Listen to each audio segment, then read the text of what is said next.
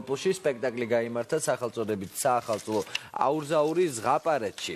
ერთმოქმედებიან კომედიაში თეატრის აზდაკის ბაღი მსახიობები მონაწილეობდნენ.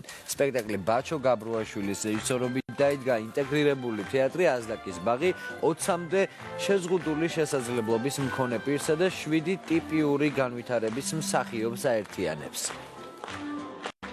ამ სპექტაკლზე მუშაობთ 3 თვე, 3 თვე ნახევარი ალბათ 4 თვემდე. პრემიერა გქონდა 20 დეკემბერს.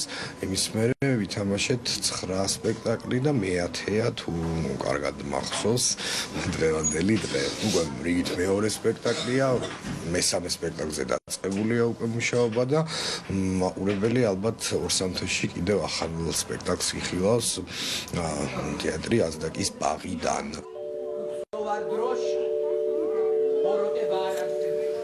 და 18 იანვარს საქართველოს კულტურისა და ძეგლთა დაცვის სამინისტროში ალბომის სახელწოდებით ცხოვრება და სიკვდილი უჩა ჯაფარიძისა პრეზენტაცია მოეწყო. ორენოვანი წიგნი მხატვრის მთლიან შემოქმედებას მოიცავს ალბომი, რომლის ავტორები დავით ანდრიაძე და ქეთევან